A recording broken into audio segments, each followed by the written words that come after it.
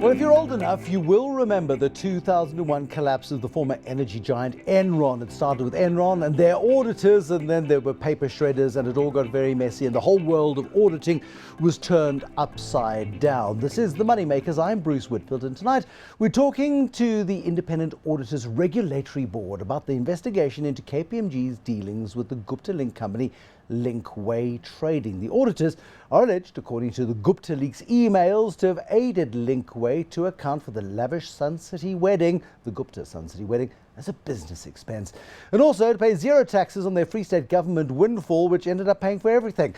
To discuss this, I'm joined by Bernard Agulhas, who is the Chief Executive of the Independent Regulatory Board for Auditors, or IRBA, if you like. What is your job here? Are you essentially policing KPMG, one of the big four, one of the big five audit firms in the country, right, and assessing whether or not they've actually transgressed any laws or simply the ethics of accounting? What's your mandate here? Thank you, Bruce. Maybe I should just put our role into perspective in terms of our legislation. The IRBA is we actually a protector of the public, so we regulate auditors. You're the real public protectors then?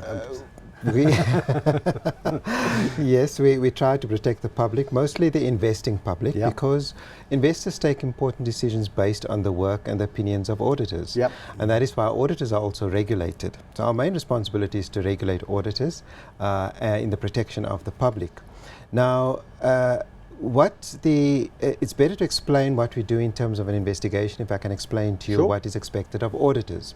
So when an auditors perform an audit, they have to comply with our auditing standards, our code of ethics, and certain rules and laws and regulations. And these auditing standards are related to, like our financial system, by the World Economic Forum as being some of the best in the world. I mean, highly rated regulatory environment for auditors. Absolutely. The number one ranking, and maybe I should just explain that as well. We've adopted the international standards in 2005, but it's not just about complying with international standards, is also regulating compliance with those standards. So you could have the best standards in the world, sure, and leave auditors to comply or not to comply, yep, but on top of that you need to put a set of regulations, and that is what the RBA's role really essentially is to monitor compliance with those standards.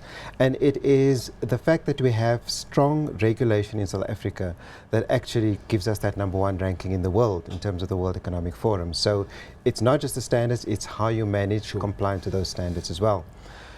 So when the auditors perform the audit, they have to comply with those standards. They've got to comply with our code of ethics and with certain laws and regulations. And when we do an investigation, we will then look at whether the auditors have in fact complied with the standards, the code of ethics and applicable laws and regulations, and whether there's been any misconduct by the auditor in terms of those pronouncements. So nobody's complained to you, nobody's filed a formal complaint. You've taken it upon yourselves as the regulators of an industry highly rated in the world that you're not going to tolerate any underhand activity, if there is underhand activity found to have been carried out in any one of South Africa's registered auditors. Correct. And the reason we need to do that is because we need to also maintain the integrity of our financial markets. Sure.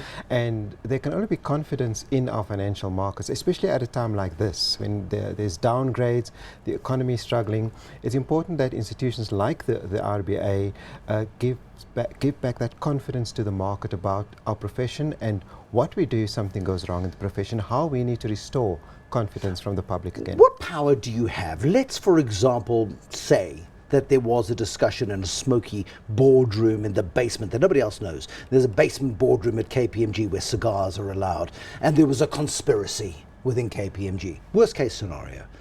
Are you empowered to remove KPMG's operating license in South Africa? Can you shut down the business in this country? Our Act allows us to take away a license of an individual auditor. So we will be investigating the individual auditors, and then the ultimate sanction is to remove them from the register of the RBA. All right. Yeah. But you can investigate individual auditors, but do you investigate the chain of authority through the business as well?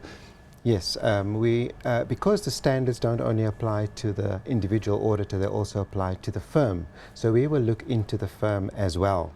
But you've got no authority to shut down a firm. If the firm is found to be intrinsically corrupt, Right. What would the consequences be? What powers would you have under that sort of circumstance? Could you remove the corrupt individuals, their license to operate, and the firm would continue? They'd have to find new managers.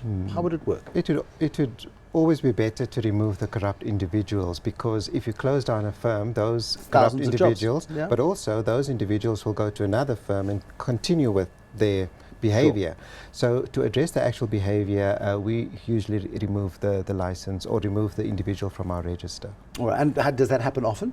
It has happened, yes, and it does happen when the process that we follow after investigation is it will go to a disciplinary committee, and that committee will sanction the individual, and we have often removed the license of an individual. Yes. Now, when KPMG took the decision, it was toward the end of 2015, to cut business ties with Gupta-related companies. It came around about the same sort of time as the banks decided, the big four banks decided they wouldn't do business with the big four companies, and we saw the Oak Bay listing come under threat at the time because they didn't have an auditor, they couldn't find a sponsor. Then they did. Now they suspended from the JSE at their own request because people are unwilling to associate themselves with the company.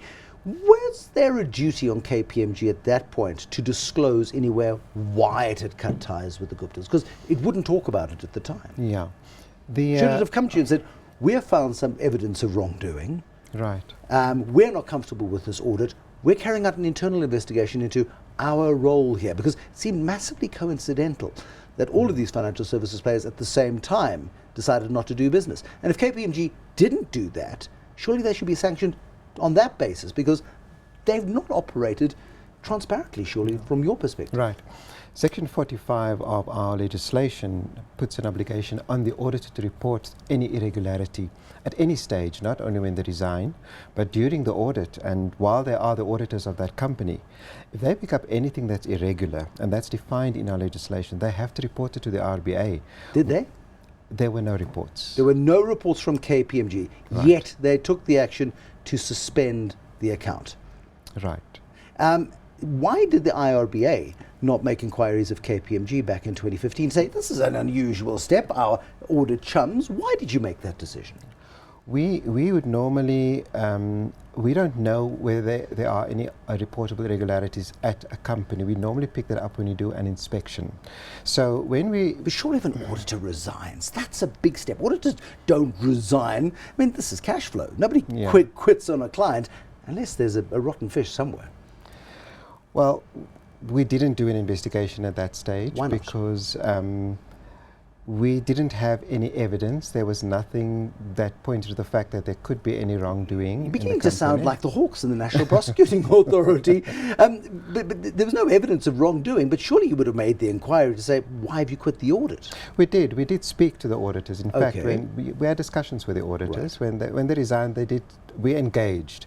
And we reminded them of their responsibilities, reportable irregularities, and they indicated that there were none. Otherwise, they would have reported those to us.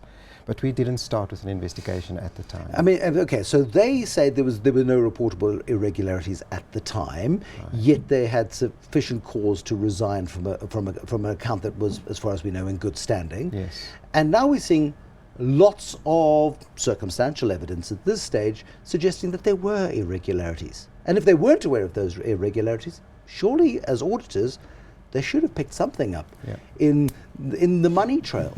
Yeah. Well, as I tried to explain, when we perform our inspections, we will look at those audit files. And the moment something like this happens, when an auditor resigns, we follow a risk-based inspections approach. So that would come under our high-risk inspections. And during that process, which we would still be busy with at the moment, we would identify audits where there might have been the possibility of a reportable irregularity, and then we can report that audit to the investigations committee. So the moment there's something that does appear strange to us, we can identify that as a high-risk audit. So you've instigated an investigation into KPMG and its relationship with the Guptas and with the company that benefited from the dairy that apparently funded the famous wedding that allowed the landings at Waterkloof, and we know the story by now. Right. How long does it take? It depends mostly on the auditors, because from our side, of course, we want to close the cases as quickly as possible. Have they committed to fully transparent cooperation? In this case, KPMG certainly has. They have said that they will work with us and they will try to do it as quickly as possible. Are the people who were involved in this particular case still employed by KPMG? One of them, yes, one of the How auditors. many people are under investigation? We sent letters to two of the auditors, the engagement partner and the CEO at the time.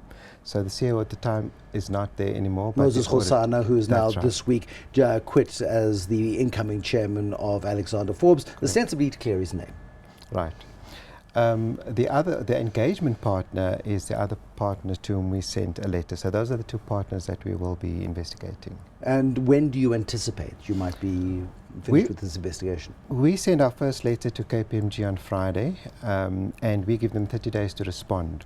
Then it depends on how the auditors cooperate with us. I mean, the Enron case tells us about shredding machines and all sorts of stuff. I mean, do you not have powers of search and seizure? Can you not go in there and say, we need to secure evidence and the documentation? Because with all the best will in the world, a corrupt individual is going to cover their tracks as best as they possibly can, assuming they're corrupt in the first place. Yeah. The next step will be for us to ask for the files. So if they come through this thick, is that enough evidence to suggest that there is some wrongdoing? Well, we don't know what we're going to receive from them, but the next step is that we ask them for the files, and we will then secure those files and then work through the files to see if there was any wrongdoing. Yes. Bernard Agulhas, thank you very much. A really interesting take on what happens when auditors are suspected of going bad. 2001 was a big lesson for the global audit industry. Will this be South Africa's Enron? It'll be interesting to see just how deep the rot goes. Bernard Agulhas, who's Chief Executive of the Independent Regulatory Board of Auditors. We'll keep our eyes on this developing story and, of course, any potential consequences as well. Next time on the Moneymakers.